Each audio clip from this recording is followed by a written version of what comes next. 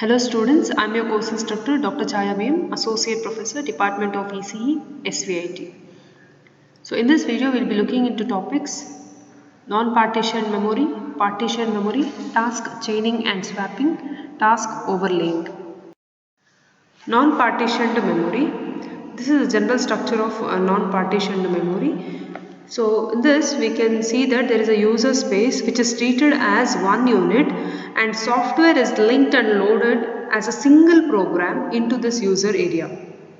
Information about various tasks that is present in this user space is conveyed to the operating system by means of create statement. By means of create task statement.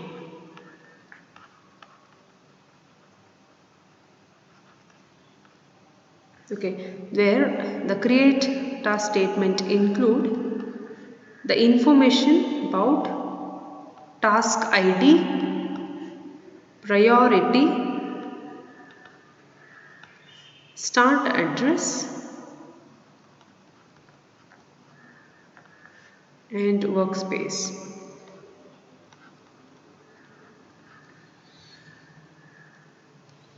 So this is about the non-partition memory. The major thing what we have to concentrate here is that about the user area. Here the unpartitioned space is the user space where it is treated as a single unit. So there will be so many tasks present in this user space. If I have to get the information of any single task and it has to be conveyed to the OS, it is always done through the create statement. It is done through this create statement. So the create statement has this following information. Partition memory. The basic structure of partition memory is shown here. So we can notice that the user task area is partitioned here. So in the non-partition it was acting as a single unit. Here it is loaded as individually. The task information is loaded individually into various segments. This segment is for task area 1, task area 2, like that we have for n tasks. So the load operation is carried out using the command processor. How it will load? It will load using a command processor. Command processor is the one which acting as a means of communication between user and the operating system. Task chaining and swapping. Let's see the basic definitions of what is chaining and swapping.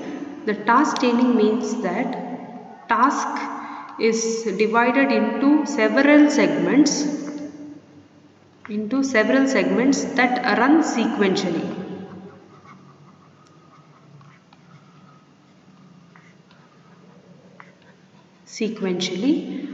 That is one after the other. The task is made to run one after the other. In case of task chaining, the basic command used is chain.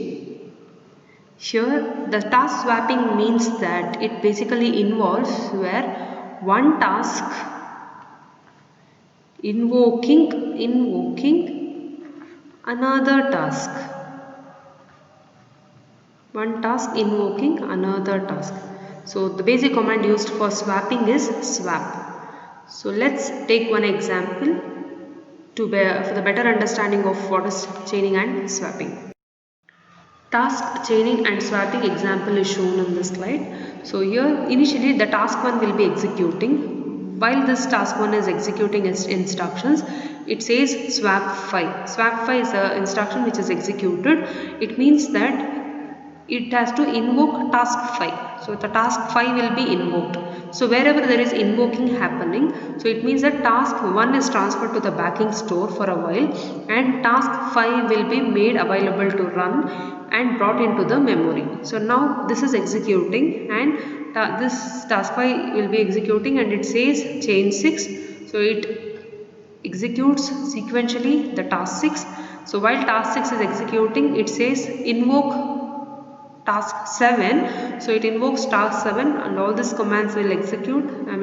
Then it says stop and it will resume back to the position where it was interrupted and it executes the rest of the instructions and stop command is again executed and it will come back to the where it was resumed, where it was interrupted. It will resume back to that particular position. Now it is not completed yet.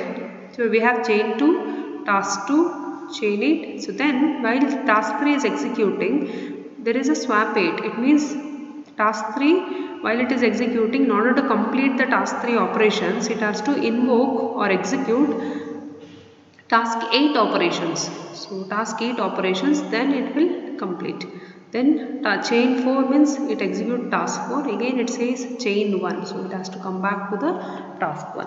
So you can also notice that there is a switch between one level to priority level 40, priority level 41 or 42. That means all the tasks are placed in a different queues at different priority levels. Using this chaining and swapping methods, it can invoke to any level. The task can be invoked to any level in order to complete the execution. Task overlaying. The concept of task overlaying is shown in this figure. So the concept of task overlaying is that whenever any process is running, it will not use the complete program.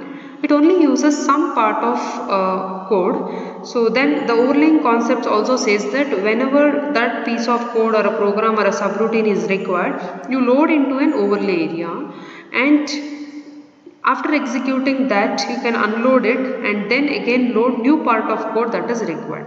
For example, if overlay 0 is to be executed, you just load that, execute that overlay 0 and get back to, you unload it, and if overlay 10 is required, so that has to be loaded and that is required to run.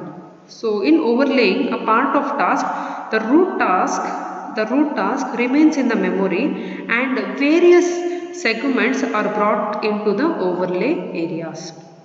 So in this example, we can see that there are two root tasks shown, that is task 15 and task 1, and its overlay segments. We can see there are so many sub segments which are present in this particular root. So its segments are stored in a different space, that is overlay segments, and these are loaded into the overlay areas. These segments, which you can see, it's been loaded into its own overlays. So task 15 has its own overlay area and task 1 has its overlay area task 1. To summarize this video, we understood what is non-partitioned memory. Non-partitioned memory means that the user spaces are not partitioned, and we use a create statement in order to load that particular task information into an operating system. Next, we understood what is partitioned memory. Partitioned memory where the user space is partitioned and each task has its own segment area. So we also try to understand what is task chaining. Task chaining is the one in which tasks are run sequentially, and task swapping means that one task invoking another task. With example, we understood what is this concept, and we also try to understand what is task overlaying. Thank you.